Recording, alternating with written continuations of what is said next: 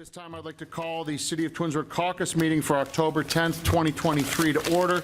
The time is 7:02 p.m. Shannon, please call the roll. Mr. Barr? Yes, here, sorry. Mrs. Walker? Present. Mrs. Labby? Here. Mr. Post? Here. Mr. Fury? Here. Mr. Deeds? Here. Mr. Bellin? Yes. Karen. All right, thank you, Shannon. We're all here this evening. Do we have any presentations at caucus this evening? We do not. All right.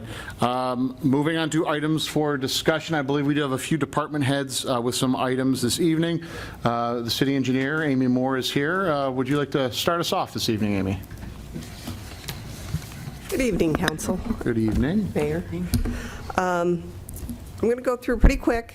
At the end, just ask as many questions as you want, but I'm going to try and keep mine condensed. The fall tree planting, we did ask for proposals on that. We did hire JC Landscaping for $24,023. And there's 62 trees associated with that. We were able to add about 12 to 15 that were storm damage at the last minute. So we may not have gotten all the storm damage tree. That will start a new list, but we had to get it out because we've got to get our trees in at the nursery, so we are in line for them. And that planting will occur mid-November. We also have been working with wastewater department on some issues they have with some manholes on Glenwood Drive and with H2S or hydrogen sulfide that eats away at the concrete of those manholes. They've been watching it for years, but the deterioration has gone immensely in the last 3 months that now they're getting chunks going off. So we're looking at putting together an emergency or fast-paced program. I'm trying to get a bid put together for them in the next 2 weeks to get it out so that we can actually award a contract in middle of November and get that taken care of before we have a major issue with some collapsing or blockage of lines associated with that. Wastewater can speak more to it. They did a lot of investigating on the type of lining that we're going to use, and we're actually lining the manholes, which will harden into like a solid PVC type structure. ODNR project at the park. I believe you've already looked at the playground, which Parks and Rec handled. Engineering is handling the ADA entrance and the culvert replacement for the bridge. That was postponed as far as the restroom structure and site plan from the Planning Commission, but would be on their agenda on October 16th. We did receive an Army Corps permit to do the work. It was not for the entire enclosing of the ditch, which we originally asked. We had to go back with iterations and options, so we're going partway through there. But the trail will come in by the parking lot that it does now, but by the existing sidewalk. It has to do some switchbacks to get us to the 5% or less grade. And then it shoots across back and stays at 5% or less. And it actually takes you to the back of the amphitheater area with a 10-foot wide path that goes all the way through there. Behind the patio that's got the picnic benches, we're actually going to pave in where the grass is there so that we have a through path, a way of people moving with wheelchairs or other such.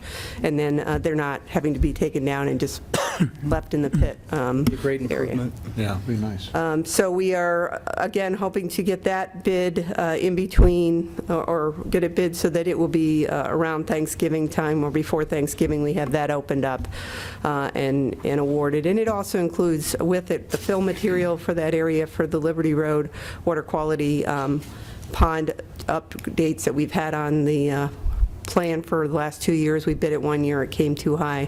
We found something to do with the dirt so we don't have to transport it, and it's a requirement over there. So those two will go together in one package. The Tinkers Creek Bank stabilization, the Army Corps permit was submitted, and they are doing a mussel survey out there. We're still hoping that we might be able to get that bid between Thanksgiving and Christmas. So we're still pushing forward on that one. We're looking at the Glenwood Waterline project being bid and constructed next year. Now that project, where the water line sits, it sits in the middle of the road, and this is from East Idlewood to the bridge. So it will require, when we get into construction next spring, a road closure in that area when we're actually doing that work, because there's no way to put a line down the middle, and you have to stay 10 feet off the sanitary line, 10 feet off the storm sewer line. There's dual water lines. If the space is limited, we're staying pretty much in the center where we can connect right into where the existing is. We're kicking off the right-of-way appraisals on the four corners, so you'll start to see stuff coming in probably in the next couple months with that, as far as what the appraisal information is that we're going to actually start negotiating. We'll kind of keep you informed of that. And then the final project that was in the budget is the East Edelwood Pedestrian Bridge, which we've been holding off on because we applied in 2022 to Nature Works grant. We were able to carry that over to 2023. We were able to get letters of support from different community involvement to try and make that a stronger application, and their website basically says in the autumn of 2023 we'll know something. Well, it's only 2 weeks into the autumn of 2023, so we're kind of in a holding pattern, although we are close to ready, other than what requirements they would require to add to the spec book if we did get awarded that. Amy, what's the proposed cost of the bridge at this time? That, I haven't run the re-estimate. We were about at $200,000. Thank you. And we'll up that estimate before we go to bid, and I think we were asking for about $60,000. And that's the maximum that basically the Summit County's portion for that funding is, so. And then finally, at the next meeting, you will see 5 projects for the AMATS funding. They total comprise over $6 million worth of work, of which the city would be paying approximately 20%. These are not immediate projects. This is long-range planning. 3 of them are resurfacing projects. We are not the lead on all those. Macedonia will be the lead on Shepherd Road South, which is from 480 South. Reminderville will be the lead on the northern section of Liberty Road, and we will be the lead on the southern section of Liberty Road from Post Road South. We also got our report from our signals, so we're putting our first application in for the citywide signal upgrades. The first application involves Ravenna Road. The reason why we broke that one out, it also qualifies for a new program that AMETS has, which is Safe Streets for All, because of some accidents and injuries and other things that triggered that. So when we look at those signals or those upgrades to this intersection, we'll be looking at pedestrian safety, as well as some of the crossings that aren't signalized, that are crossings that are out on Ravenna Road, to try and make them more pedestrian safe. That's probably the most expensive portion of the project and the most we have to pay. It's over a $2.5 million project. We're asking for $1.8 million. But again, that doesn't cover the rest of the signals. The signals are going to be an expensive project. We'll go for CMAQ money in June for the remainder. It doesn't mean we'll get any of them, but we're going to apply and see what we can get. And then the final project is TASA, which is really sidewalks, trail type, and that's the Liberty Road project. And it will go from Neely to the Stephen Woods entrance. They're all limited on dollar amounts for those projects, so we tried to work it so that we would maximize the project and not have to pay overly above and beyond. We'd still get our 80% funding. So that's what I have tonight. If you have any questions, shoot. A lot to digest. Council, questions for Mrs. Moore? One quick question. On the Glenwood water line, will that be in the summer, so it's not when kids are in school because of, Bissell School's right over there? We were trying to get it done prior to that. We were hoping that we could probably get in there, and we can do it whenever you guys want. It comes down to a number of different things.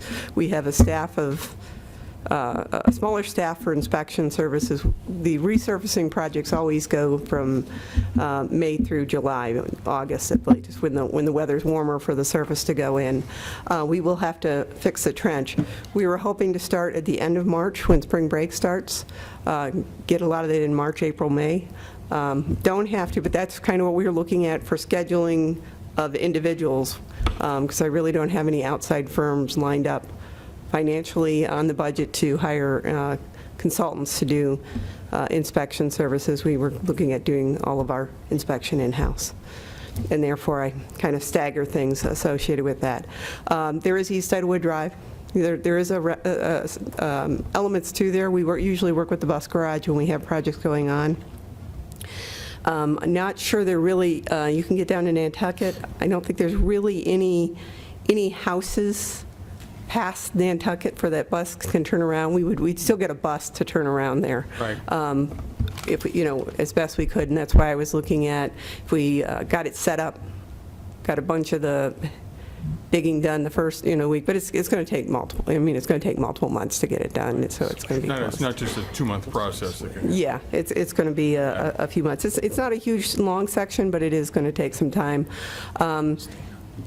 The other thing is, the reason why we're working on this one is we've also got resurfacing money in the future for that's already lined up for Glenwood from 91 to Ravenna, and we heard from the county that they do have money now to replace that bridge in 2028 on Glenwood.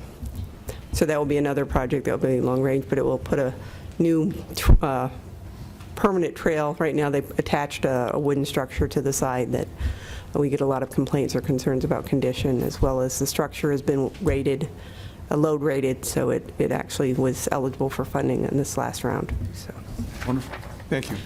Anyone else for Ms. Mayor? I'm sure there will be more questions forthcoming, but I appreciate it, Amy. Thank you so much. Thank you, Amy. Thank you for your time. Thanks, Amy. Thank you. Mr. Vazana, do you have anything this evening? I think there were a couple items you wanted to discuss.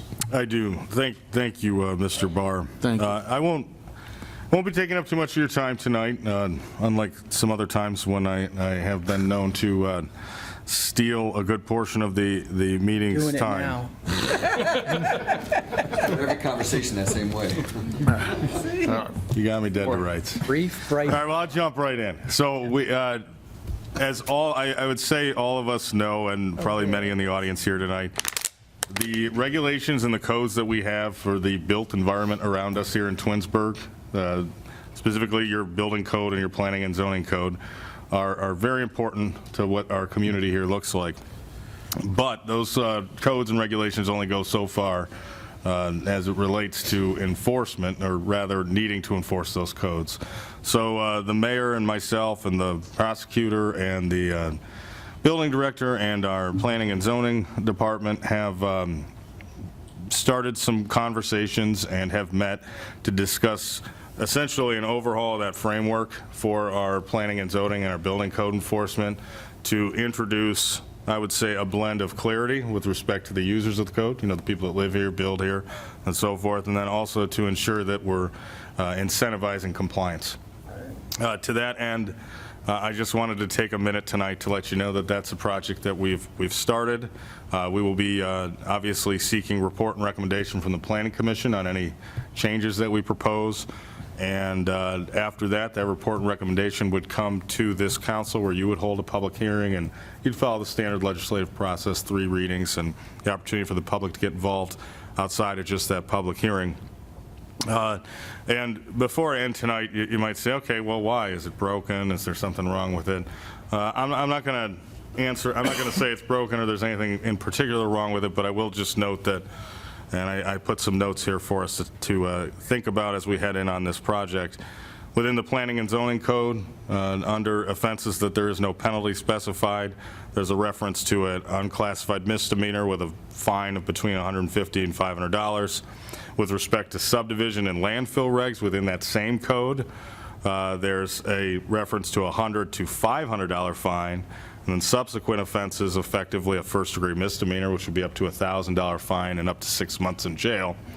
And then within our building code, we have penalties for permit-related offenses, contractor registrations, and unspecified building code violations that range from a $50 forfeiture, which that one is confusing for legal reasons on whether or not we've actually ever used legal time and filed a case for a $50 maximum forfeiture, up to first-degree misdemeanors, which again are $1,000 fine and up to 6 months in jail. So knowing that we're kind of all over the place there within our building code and planning and zoning code enforcement, what the administration is going to do is review those, study the framework, try to put together something that's a little bit clearer and consistent for the users, and then again we'll be going to Planning Commission to get a report and recommendation, and then ultimately that would come before you. So again, just 30,000 foot view, high level kind of kickoff briefing. Wonderful. Does anyone have questions for Mr. Vazana as it pertains to this? I'm sure there'll be more information forthcoming as well from you, Mr. Vazana. Definitely. Perfect. Thank you. Thank you very much. Mayor, any other department heads this evening that will be speaking as it pertains to caucus here? The caucus. No. Okay, thank you. All right, that concludes items for discussion, moves us along to audience participation. Shannon, do we have any audience participation this evening? We do. First, we have Lynn Clark. All right. Good evening, sir. How's everybody tonight? Good. Mr. Clark? Great, I love that, yes.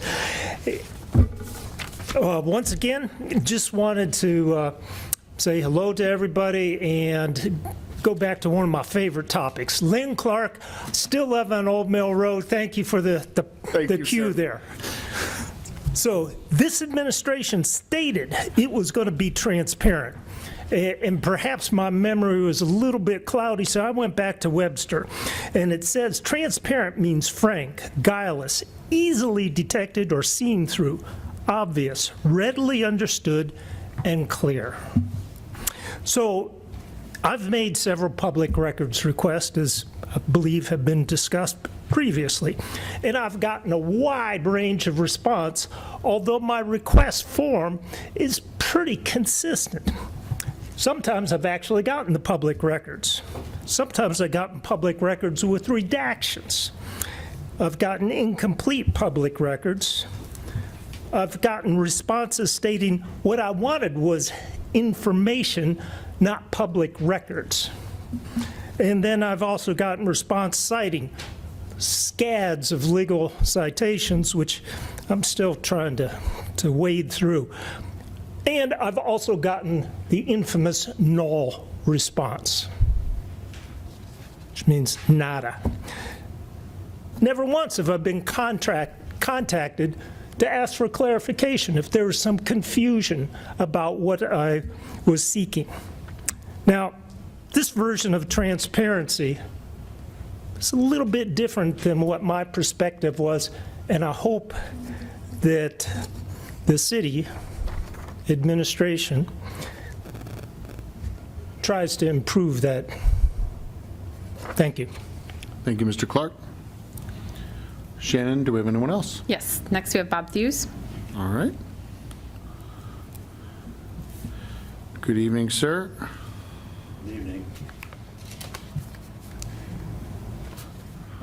Bob Thews, 2229 Demi Drive, and the Meadowood Plan. First of all, I want to thank those of you who came to my aid at the last meeting. I really appreciate it. It shows the character of the people in particular who came to aid me, and I really appreciate that. That's a good part of my message. Now the bad part. Okay. I will remind you that Keith Folks has been violating the law since enforcing zoning code 1187.27.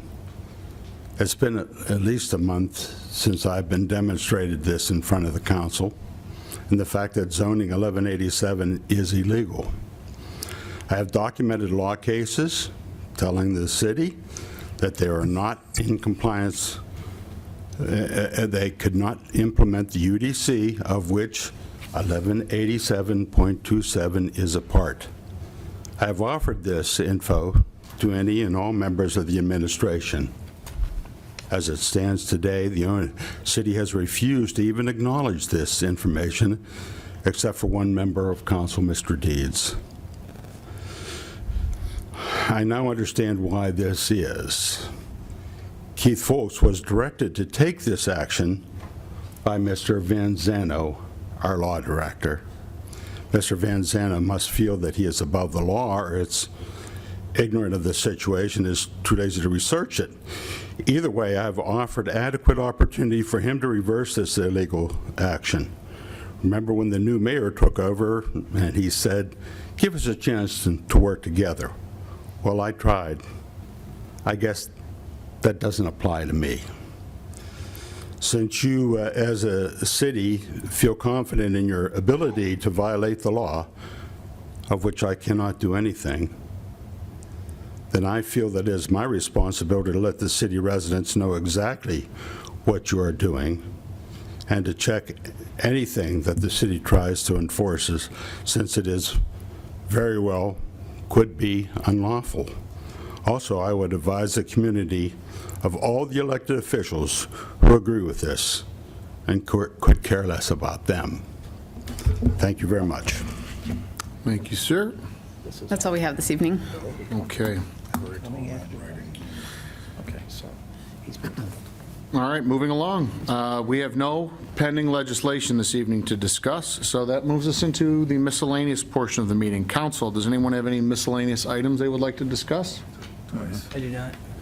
All right. Mayor, anything miscellaneous you'd like to add to caucus this Not evening? here, thank you. All right. With that, I guess we are wrapping up caucus. I'd like to make a motion to adjourn caucus at 7:23 PM. May I have a second? I'll second. Mr. Fury seconds. Any discussion? Shannon, call the roll, please. Mr. Barr? Yes. Mr. Fury?